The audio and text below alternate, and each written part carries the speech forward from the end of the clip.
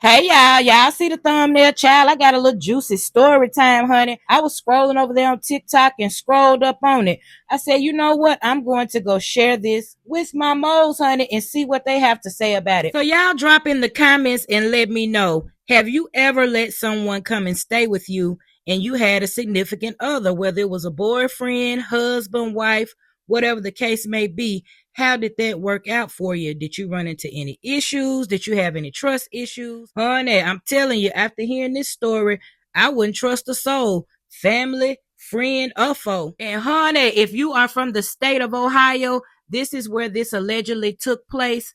Let me know, have you heard of this part that he speaks about in the video where they meet up with face mask on and get freaky deaky, do grown people stuff, get back in their cars and go back home to their spouse's child. Y'all let me know if y'all heard of a park like this, honey. I couldn't believe it. I tell this story for empowerment and I tell this story for educational purposes. I want to talk about the time that I started an affair with my sister's husband and how this cost my sister her life. About 5 years ago, I ran into very hard times and I ended up having to move with my sister and her then husband. Her husband had always been very chilly towards me, kind of standoffish, act like he didn't want to really hold a conversation or be seen standing talking with me or whatever. It seemed like the only time he would talk to me is when no one was looking. That was the first red flag. The second red flag was I noticed that although they both worked from home and they had all day to, do whatever it is that they wanted to do, I worked during long days and I would come home late at night, roughly around 11 midnight. They would wait until I come home. He rather would wait until I came home. And once I got settled in bed, all of a sudden he would want to make love to my sister. And he would do it in this very loud way, like really be giving it to her where the headboard is bumping the wall and she's hooting and hollering in delight. That was the second red flag. I decided one day to get some payback. One day my sister was out with her girls and it was just me and him in the house. So I invited one of my dates over. And me and my date, we go on edit, we kind of loud with it or whatever. And as I'm walking my date to the door after we were finished, I noticed that he's huffing, he's puffing, he's steaming. He looks really pissed off. And when I let my date out the door, he went to their bedroom and he slammed the door like he had an attitude. That should have been the third red flag. But I'm thinking that he's just on some homophobic shit. I'm not really thinking much of it. The more I started to live there, the conversations he would have with me in private when my sister wasn't around had started to become very risque. Like he had mentioned to me that he wanted to try backdoor intimacy with my sister, if you get my drift. He didn't want the front door intimacy no more. He wanted to try backdoor intimacy because he wanted to know what the hype was about, why men like to give it to other men in the back door. I thought that was kind of strange that he had that conversation with me. I would notice that, he would give me long, strange looks or whatever. So I started to notice that the more time I spent with him alone, I was growing very, very attracted to him. So one day I just went in for the kill. I decided that I was going to have a very risque conversation on my phone while he was listening. I knew he was in the living room playing his game or whatever, and so I was in the kitchen and I'm on my phone and I'm talking to a friend and I'm telling him about this park in a city where a lot of men go to at nighttime to hook up. A lot of men, they'll put on ski masks, and a lot of these men are DL men, but they put on these ski masks because they don't want to be identified. They'll go to this park and be all kind of, flamboyant gay men in this park behind bushes or whatever, and they meet up and be intimate with these men in the dark behind these bushes or whatever. They go get back in their car, take their ski mask off, pull off, go home to their wives, baby mamas like nothing ever happened. So I was having a conversation with my friend about it out loud, and I could see that the more I talked about it, I noticed that the decibel volume on the TV was becoming very low. He was lowering the volume on the TV so he could really tune into my conversation, but he was kind of doing it very discreetly. So I told him, I was telling my friend where the location of the park is, and that sometimes I go to this park, just with the real little laughs or whatever. And boom. Wait till I tell y'all what happened next. I was not shocked when I actually pulled up to this park and I got out. Maybe a half an hour later, I noticed that a familiar SUV pulled up. It was his black SUV that pulled up at this park where, down low men are. And I noticed his stature. I can tell his stature from a mile away. I obviously live with him. So, but this person got on a ski mask or whatever. And so when this person got out the car and they walked into this DL dark park where all these DL men are, and they're hooking up with all the homosexuals, whatever. As soon as I saw this person get close to me, which is my sister's husband, I started to rub on him and rub on his member downstairs or whatever.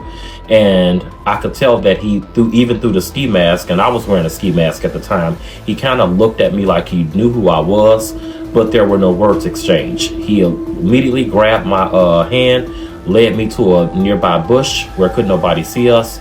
We do our thing. That was the first time that I had slept with my sister's husband.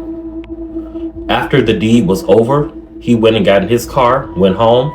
I went and got in my car, went home. We didn't talk about it. We acted as if the whole thing never happened. And that started to become our regular routine. Like when he would see me leave at night, get dressed, put on my, fitted jogging pants and with my behind showing with my sexy underwear. When he would see me get dressed, put my cologne on and leave, he already knew where I was headed. So next thing I know, as soon as I would get to the park, half an hour later, he would be pulling up. This was our routine. We did this affair carried on for months. I started to notice, though, after months of us having this affair, I would hear him and my sister having these very loud, dragged down arguments and fights about they hadn't been intimate or whatever. Their relationship had been going downhill. Meanwhile, the intimacy between us, although we never exchanged words when we would be intimate in the park or whatever, it had grown a little closer, where he used to just do a quick pound town, thank you ma'am, and get his, rocks off. It had started to become very love making. He would start to really grind into me as we would get into it and, grab on me and hold my hand, while we were doing it or whatever. So I just kind of knew that, he was really starting to fall for it. Meanwhile, like I said, things were kind of feeling at home between them. They weren't being intimate or whatever. And I had this sad epiphany. He had the perfect life, or what he thought was the perfect life. He had did what he set out to do with my sister. He had made kids with her, and he used my sister as his beard. She was his arm piece. He was showing the public that he had this white picket fence life, the wife, the kids, whatever. But when it came to intimacy and passion and love making, that's where I came in, and that's what he needed. So, I had to realize at what risk. I was sabotaging my sister's marriage, and I started to feel guilty about it. One day, I decide to go to the normal park or whatever, but I hid out in a spot that he wasn't familiar with. I knew this park like the back of my hand. I hid out in a spot, and I waited for him, and he get out the car, and I noticed that he's looking for me at our normal spot. He don't see me. Meanwhile, there are homosexuals that are walking up to him, trying to grab on his junk, feel all over him. He's showing them away. He don't want nothing to do with them. When he noticed that he didn't see me, he couldn't find me, he eventually got his car and left. So it was at that moment I knew that he was falling for me. I had made a horrible mistake. I had never meant for it to go that far. So I decided I had saved enough money. Without even warning him or my sister, I just packed my things. I left town. My entire world was turned upside down when 6 months later I had moved to a whole nother town. And, I'm living my life, and I had found peace. I had found happiness. But I get a phone call from my mother stating that our sister had died as a victim of domestic violence. Apparently, they had gotten to a very bad argument or whatever, and he had just took all his anger and frustrations out on my sister, and unfortunately, it unalived her. I still live with the guilt of that. I still live with the pain and the guilt of that affair, because I do feel like starting that affair with my sister's husband caused the rift in their marriage, and it caused the, downfall of what happened, what ended up ultimately happening to my sister. It ended up costing her life, and now her children, my nieces and nephews, are without a mom. So that is the story. I tell this story for educational purposes. This is not my story, though. One of my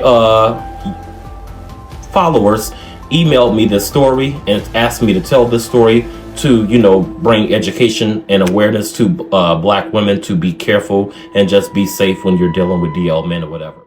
Honey, what did you guys think of this story time? Now, I'm going to step out on a limb and say he must have hated his sister, because how in the world could you feel okay doing this to your sister, somebody that you're supposed to love, somebody that opened up their home to you because you didn't have anywhere to go? And this is how you pay her back? This is a whole different level of betrayal, not only from the brother, but the husband as well. And I tell you another thing, I don't believe that the husband all of a sudden got curious about backdoor action, about being with the man just because the brother came to stay there. How do we know he wasn't down low from the beginning? She didn't know it evidently because she married him. And I also called cap. I also called BS on the brother, saying he started to feel bad. Now, it's not like they got drunk. They were sitting there taking shots and one thing led to another. This was a full-fledged affair. This was going on for months. So I don't believe for 1 second that he felt bad about it. I think he wanted to do it. He enjoyed it just like the husband did. And if you listen to what he said they got into a heated argument. We don't know what that was about, but I wonder, did she confront him? Was he just frustrated because the guy had moved and he could no longer meet up at the park and get his rocks off? I just wonder what kind of argument took place that left her unalive. But anyway, y'all let me know if y'all like the story. Y'all drop in the comments like I know y'all will. Bye, y'all.